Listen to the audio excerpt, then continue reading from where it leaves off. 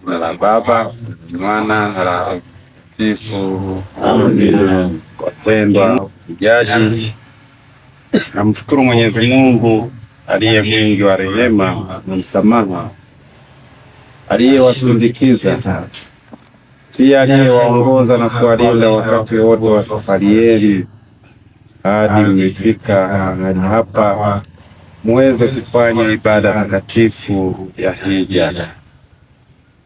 Nawakaribisha sana, ni kuwakumbusha wajibu wetu mwaka huu katika fundisho la maaskofu kwamba msichoke kutenda wema. Hija yenu iwapeleke kujifunza, iwapeleke kumjua Mwenyezi Mungu, mjue anataka nini katika maisha yenu, na moja ya takwa ni kutenda wema. Daima tunashawishika ili kwa sababu ya chuki, kwa sababu ya kinyongo, kwa sababu ya kukasirishwa, tunajikuta tunavutwa na kulipiza kisasi. Hiyo siyo imani katika Kristo. Kristo hataki kisasi na amefundisha dhidi ya kisasi. Amefundisha si kutumia mabavu ili kumleta mwenzako katika haki na ukweli, kumfanya mwenzako awe naye mwema. Hivyo basi sisi tuwe chumvi na nuru kwa wengine, ili kutoka kwetu na wao wajifunze kutenda wema katika maisha yao. Nawakaribisha tufanye hija katika kujiimba wenye tafakari ya ndani na toba ya kweli. Mungu wa huruma wajalie kila mmoja wenu ngoma yake ya kimungu. Pia zipokee nia zenu njema za hija hii mnayoifanya, na mwisho wa hija hii Mungu awatakase na kuwavisha vazi bora la mwana wa Mungu huko mbinguni. Basi ndugu zangu, tukiwa pamoja katika hii hija takatifu, tunapata fursa pia ya kuelewa mafundisho ya husuyo hija, lakini pia tunapata nafasi ya kufahamu historia ya eneo hili katika jimbo letu, na mwisho itatolewa rehema kamili kwa waliotimiza masharti yanayohusu rehema kamili. Jamii ya mahujaji katika mlima huu mtakatifu, tunatambua kwa shukrani kubwa juhudi za wote waliochangia na wanaochangia kufanikisha hatua hii. Askofu wetu na ofisi yake, wafadhili, wahandisi, mafundi na mahujaji wote wanaunga mkono mradi huu. Kwa namna ya pekee, Benki ya Mkombozi. Tunaomba Mwenyezi Mungu aubariki mradi huu tangu mwanzo wake mpya na mpaka utakapokamilika, ili jengo hili liwe mahali pa baraka, matumaini na huduma kwa watu wengi. Kwa moyo wa shukrani na matumaini, kabla sijamkaribisha mhandisi msanifu majengo, Baba Askofu, napenda kufahamisha kuwa taratibu zote za kuanza mradi huu zimekamilika, ikiwa ni pamoja na usanifu wa michoro, maombi ya kibali cha ujenzi toka mamlaka za serikali, patikanaji wa mkandarasi kama anavyoonekana kwenye kibao cha wakandarasi, uundaji wa kamati na usimamizi wa mradi, na maandalizi ya harambee ya mwezi wa 5 tarehe 30 ambayo tutafanya kuendelea kuunga mkono juhudi za ujenzi unaoufungua leo. Ni matarajio kwa fedha tulionayo kuanza ujenzi huu awamu ya kwanza itakayohusisha msingi na nguzo, tukijikusanya ili ifikapo mwezi Septemba walau jengo moja pande wa chini, yaani ground floor, aanze kufanya kazi. Sasa nimkaribishe mhandisi wa Melo Architects ambao ndio wachoraji wasanifu majengo haya kutoa maelezo kwa ufupi kabla ya Kristo. Langu jina naitwa Alan Gervas, ni msanifu majengo kutoka Melo Architects, na kwa heshima kubwa tulipokea ombi la kusanifu mradi huu, na leo hii tumekamilisha mradi huo kwa ngazi ya usanifu. Jengo hili lina mwenzi Mtakatifu Yohana Paulo wa Pili, na ndivyo limetumika kama jina la mradi huu, likisomeka St. John Paul II Kawekamo Hija Hostel. Na jengo hili ni la ghorofa 2, lakini ukiangalia muundo wake unatengeneza kama U, kwa maana ya umoja. Katika jengo hili tunapata kuwa kuna vyumba takriban 142 ambavyo vitatumika kwa mahujaji wanaokuja kuhiji hapa Kawekamo. Lakini ndani ya jengo hili vyumba hivi vitaweza kuhudumia makundi tofauti, ikiwa kwa mtu mmoja mmoja, kwa watu 2 mpaka 4. Lakini pia tulizingatia maeneo ambayo yatatumika kama sala. Wakiwa ndani ya jengo hili kuna maeneo ya kukutana kama lounges ambazo zitatumika kwa ajili ya wahiji kushare experience zao kutokana na maeneo mengine ambayo wametembelea, lakini pia kusali pamoja. Lakini pia kuna vibaraza vya nje ambavyo ni vipana, vitatumika pia kwa ajili ya wahiji nyakati wanapokuwa wanajisomea Biblia ama sala za kipekee, wakiendelea kupata ufahari wa mazingira yetu yalivyo. Na kwa mantiki hiyo tunaona kwamba jengo hili litakavyokamilika itakuwa ni kituo cha kimataifa, kwa level ya kimataifa, kana kwamba watu wa mataifa tofauti watafika kwa wingi na litaweza kuwahudumia. Baada ya kusema hayo machache, nitoe shukurani kwa ofisi ya hija.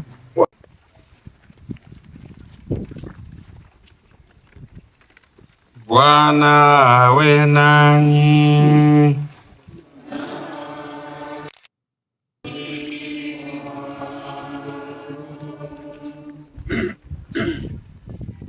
Tuombe. Mungu,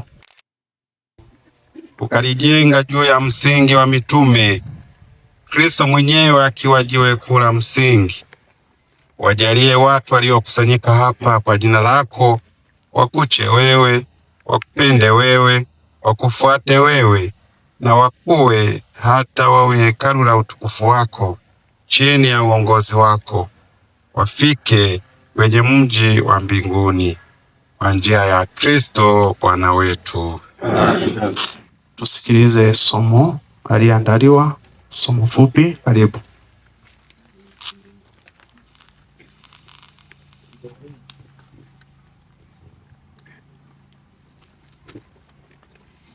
Somo la kitabu cha nabii Isaya sura ya 28 aya ya 16 hadi aya ya 17. Kwa ajili ya hayo Bwana Mungu asema hivi: tazama, naweka jiwe katika Sayuni liwe msingi, jiwe lililojaribiwa, jiwe la pembeni lenye thamani. msingi ulio imara. Yeye aaminie hatafanya haraka. Nami nitafanya hukumu kuwa ndiyo kanuni, na haki kuwa ndiyo timazi, na mvua ya mawe itachukulia mbali hilo kimbilio la maneno ya uongo, na maji yatapagarikisha mahali pa kujistiri. Neno la Bwana. Tutaingia katika maombi kuombea ujenzi huu. Basi ndugu zangu, somo umesikia linasema tunaweka jiwe ambalo litakuwa ni msingi wa taifa lake Mwenyezi Mungu, litakuwa ni msingi wa kanisa lake Mwenyezi Mungu. Jiwe hilo lazima liwe imara, ili kile kitakachosimama juu yake kiweze kuwa imara pia, kiweze kubebwa. Ndugu zangu, sisi tulifanywa kuwa jiwe la msingi pale Bwana wetu Yesu Kristo alipomwambia Petro kwamba wewe ni mwamba, na juu ya mwamba huu nitalijenga kanisa langu. Kanisa lake Mwenyezi Mungu limejengwa juu ya wanadamu. Ndio sababu ni la kimungu kweli, kwa sababu yeye analilinda daima, analifanya liendelee mbele, lakini la kibinadamu kwa sababu kama unavyojua wanadamu ni dhaifu, tunamkosea, tuna mahangaiko yetu, lakini tunafanywa kuendelea kwa sababu ya kinga hiyo ya kimungu, kinga ya Mungu mwenyewe. Hata hiki tunachoenda kukifanya ndugu zangu, kinapaswa kulindwa naye Mwenyezi Mungu. Vinginevyo wanadamu hawa ambao tunachoenda kukifanya kuwa mahali pa kufanyia mambo ya ovyo. Tuna nyumba zetu, badala ya kuzifanya kuwa mahali patakatifu na kuwa kama tanguro, sijui wanaita tanguro, mahali ambapo mnaweza mkafanyia hapo mambo ya kijinga, ya ovyo, ya kishetani. Tumwombe Mwenyezi Mungu mahali hapa kweli padumu imara, ili watu waweze kutakatifuzwa, wawe patakatifu, watu waweze kujichotea neema. Kumbe jiwe hili tunaloenda kuliweka, alibariki, alilinde, nalo liweze kutakatifuza maisha ya wanadamu. Yesu Kristo aliahidi kukaa pamoja na wanafunzi wake hadi mwisho wa dahari. Kwa unyenyekevu na moyo wa matumaini ya utimilifu wa ahadi hii, tumuombe.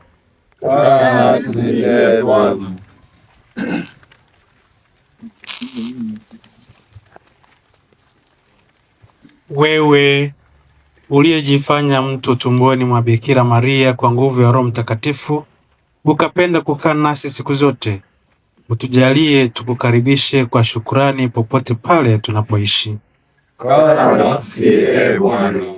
Wewe uliyependa kukaa Nazareti pamoja na Maria na Yosefu, ukubali kuchagua hosteli hii iwe makao yako pamoja na watakao kuwamo. Wewe uliyeahidi kuwa kati ya wafuasi wako wanaokusanyika kwa jina lako, uwatazame watu wote watakaokaa hapa kwa ajili ya upendo wako. Wewe uliyekosa duniani mahali pa kulaza kichwa chako, ukubali kuingia mahali hapa na kukaa daima pamoja na wote watakaotumia hosteli hii. Wewe uliyeahidi makao ya mbinguni kama tuzo kwa wale watakaokaribisha wageni kwa jina lako, utufundishe kukutambua na kutumikia katika ndugu zetu. Bwana Baba Mtakatifu, mwanao aliyezaliwa na Bikira Maria alitangazwa na nabii kuwa ni jiwe lililokatwa kutoka mlima bila msaada wa mikono ya binadamu, na akamwita mtume kuwa msingi usiotikisika.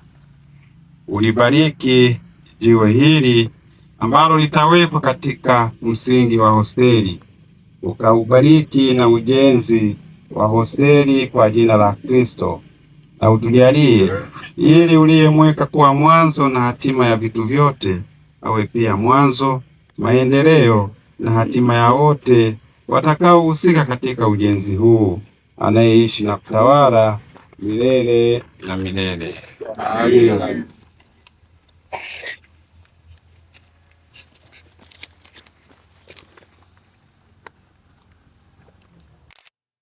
Askofu Mkuu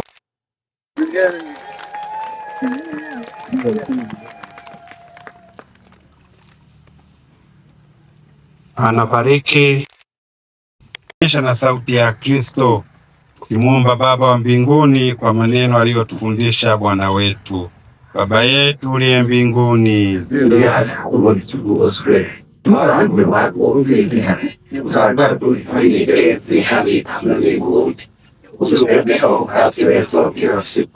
utusamehe makosa yetu kama tunavyosamehe na sisi waliotukosea, usitutie katika kishawishi, lakini utuokoe maovuni.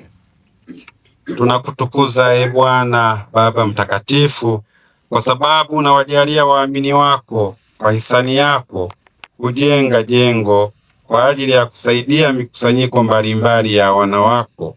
Watazame kwa huruma yako na uwajalie ili wao wenyewe wajengwe kuwa hekalu la utukufu wako, hadi wawekwe kwa mikono yako katika mji wa mbinguni, wakiwa wamesafishwa kwa neema yako kwa njia ya Kristo Bwana wetu. Bwana awe nanyi, awabariki Mungu Mwenyezi, Baba na Mwana na Roho Mtakatifu. Tumtukuze Bwana. kadiri tulivyoingia. Sasa tutarudi sehemu ya hija tukitanguliwa na msalaba.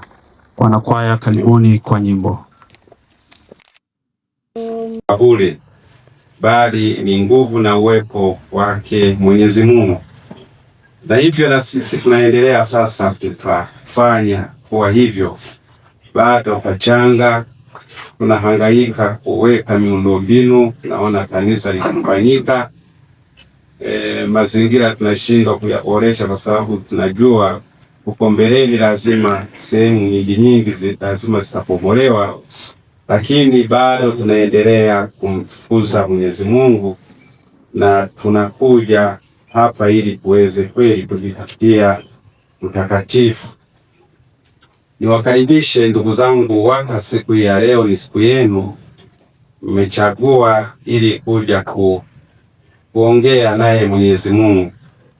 Ni namna gani anagusa maisha katika familia zenu, anagusa maisha yenu, aguse na maisha ya wengine, wanaume wengine ambao wengi wao pengine ni wazembe, wengi wao pengine ni wavivu, hawaoni umuhimu wa kujinyenyekesha mbele ya Mwenyezi Mungu, kumtafuta Mwenyezi Mungu basi na kumuomba ili aendelee kuwajalia katika mahangaiko yao, awabariki katika kile alichowajalia, basi aendelee kuweka baraka zake. Niwaalike mjibidishe kutafuta utakatifu, utakatifu ambao ni wajibu. Kristo mwenyewe anatuambia muwe watakatifu, muwe wakamilifu kama mimi na Baba wa mbinguni tulivyo wakamilifu, tulivyo watakatifu. Sio jambo jepesi, daima ni jambo gumu, lakini ndivyo tunavyopaswa kuwa. Na kutafuta utakatifu sasa ni safari, ni hija.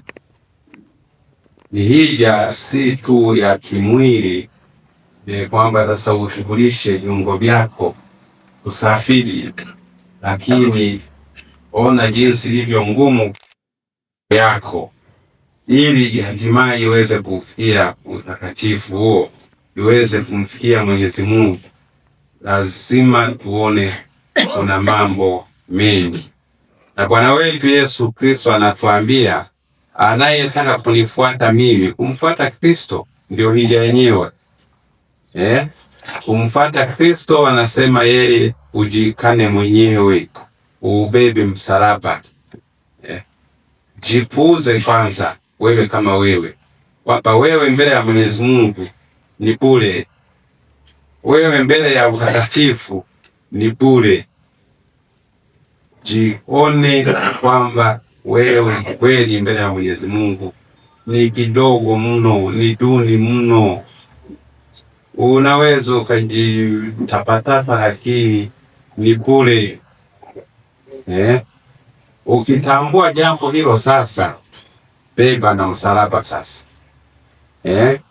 Jambo ambalo Bwana wetu Yesu Kristo limemtesa, limemwangusha mara 3 na hatimaye akatundikwa juu yake. Sio kitu chepesi kubeba msalaba. Misalaba tunayo mingi katika maisha yetu. Magonjwa ni msalaba, uzee ni msalaba, mahusiano baina yetu ni msalaba. Jinsi ambavyo mwingine anaweza akakuchukulia tu, akakupuuza, akakudharau na pengine hata akakutesa, ni msalaba. Kwa hiyo umuombe Mwenyezi Mungu katika nafasi hii atufanye tujue umuhimu wa kujikana wenyewe, kujiona kwamba sisi ni duni. Katika uduni huo usije ukatafuta mwingine duni zaidi ili na wewe umuonee. Ulimwengu wa leo pia umekuwa ni ulimwengu wa kuoneana. Sasa hivi kuna vita huko Marekani na Irani. Unaweza ukaiona kama ni vita ya kweli, lakini ni aina ya vita ya kuoneana. Mkubwa anataka yule mdogo asiwe navyo kama alivyo navyo yule mkubwa. Mdogo na yeye anataka ajitutumue, ajionyeshe kwamba na yeye anaweza. Kati ya hao wawili unaweza ukakoswa yule ambaye ni mkamilifu kama Baba wa mbinguni alivyo mkamilifu. Shetani anazidi kushika ulimwengu, kuwashika wanadamu, na hivyo wanajikuta wanakoswa unyenyekevu na kuishi uduni mbele ya matakatifu, mbele ya Mwenyezi Mungu. Na matokeo yake tunaua, tunaumiza, tunabeza, badala ya kuheshimisha na kukiheshimu hili kitakatifu ambacho Mwenyezi Mungu ametuwekea mbele yetu. Niwalike waka tambue jambo hilo. Nyie katika miundo yetu ya kimaisha, familia zetu, ndo wakuu wa kaya, baba wa miji, msipotambua kwamba huo ni wajibu mkubwa ambao na wenyewe unahitaji kujikana na kubeba msalaba, mtajiona tu kama ni watu wa amri. Mimi nilikuwa naelezwa, baba yangu alikuwa naeleza, alikuwepo babu yake. Sasa babu yake huyo lazima awe wa miaka 1800 na kitu.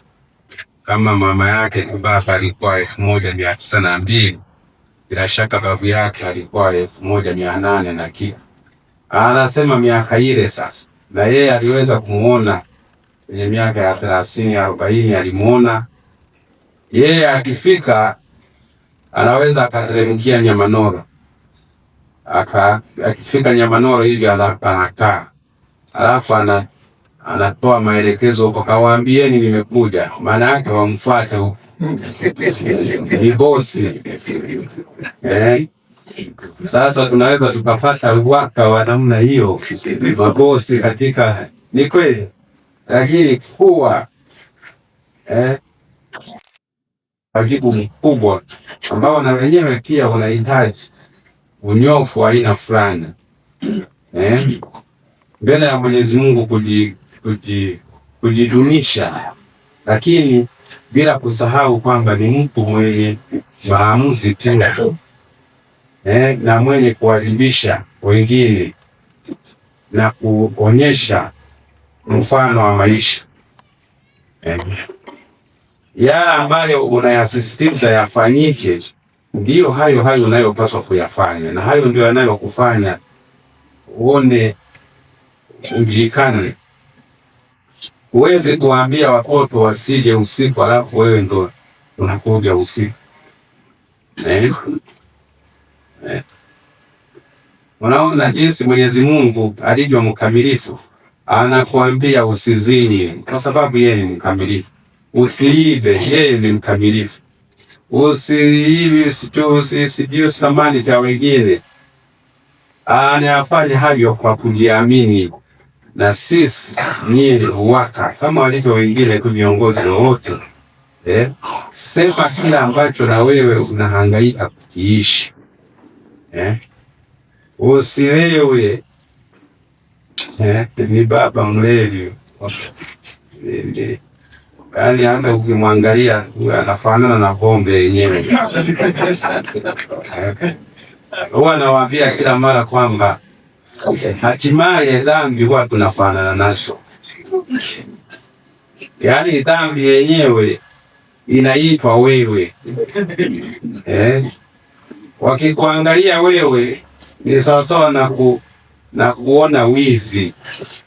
Wizi ni wewe. Unajua inaweza ikashika katika miji yetu huko tulipokuwa vijijini. Walikuwa wakipiga yowe. Mwezi unajua nafurahi huko. Kwa sababu wizi na yeye ni vitu ambavyo huwezi ukavitenganisha. Sasa tukifikia hatua ya udhaifu na uovu kutotenganishwa na sisi kabisa, tumekoswa nafasi ya kuwa viongozi wa familia zetu, familia ambazo Mwenyezi Mungu ametupatia. Basi niwaalike mfanye hija moja, tafakari hiyo, lakini tusiache kutafakari kila ambacho maaskofu wamependa kufundisha mwaka huu, na bila shaka mnacho kitabu hicho, mnaweza mkajisomea. Kama huna utafute. Inasema, ndugu, msichoke kutenda wema. Msichoke kutenda wema. Maana yake mnaalikwa kutenda mema. Matendo yenu yawe mema. Na Mtakatifu Yakobo anasema huwezi ukatenganisha matendo na imani. Imani na matendo huwezi ukavitenganisha. Ukishavitenganisha utamwona mtu kama anatenda matendo mema, kumbe ni unafiki, kumbe ni ufarisayo. Utamwona kama mtu mwenye imani sana, kumbe matendo yake ni ya ovyo. Huyo anatenga mema na imani. Ni nafasi hii kwa dhati kabisa kumshukuru Mhashamu Baba Askofu Mkuu neno lake la kutia moyo, lakini pia kwa kukubali kuwa na sisi licha ya kwamba kwenye kalenda yake ya kichungaji haionyeshi, lakini tulipomshirikisha baba yetu aliguswa na kukubali kuwa pamoja nasi. Nashukuru pia kukubali kufungua ujenzi wa hosteli na kupatia baraka. Nawashukuru kwa namna pekee kamati inayohusika na ujenzi, kamati ya hija, na kila mmoja wetu, hasa kwa utayari wake wa kushirikiana kukamilisha ujenzi unaoanza ulioanzishwa leo. Nashukuru sana wasanifu wa majengo na ushiriki wao, lakini pia hadi yao ya kuwa pamoja nasi na kuhakikisha kwamba majengo haya tunayojenga hapa yatakuwa fahari ya kilima hiki cha Kawekamo. Waka tunawashukuru na kuwakaribisha, pamoja na kwamba mmekuja kuhiji hapa, mwishoni mtatoa ukarimu wenu kwa ajili ya kuendeleza kila ambacho tumekianza za ujenzi wa hosteli, lakini pia kumsaidia Mhashamu Baba Askofu Mkuu kusomesha seminari. Na mimi nimejiandaa mnapokuja kufanya hivyo. Kwa vile haya tutayafanya mwishoni na baba atakuwa ameondoka na kuendelea na majukumu mengine, Basi askofu tutatuwasilisha kile ambacho kina baba watatuwasilisha kwa ajili ya kusaidia katika jukumu lako la kuwasomesha waseminari. Mbakanizio, nakushukuru sana kwa kutuandalia ibada ya uzinduzi na jinsi ambavyo umeisimamia. Na sasa tumtakie utume mwema wa maisha baba askofu mkuu, na nikaribishe sasa kuendelea na taratibu zetu za hija. Baba askofu, tunakushukuru na sasa naomba tukutakie neema na baraka nyingi na matasi mema katika utume wako unaoendelea sasa. Asante, naomba tusimame na kumwage baba askofu kwa makofi kabisa, makofi, na tukatakie neema. Na naomba sasa tufike kwa ajili ya kuratibu ratiba inayofuata viongozi wetu wa kamati ya hija. Asanteni, moyo wangu tulia. Kama kuna utakatifu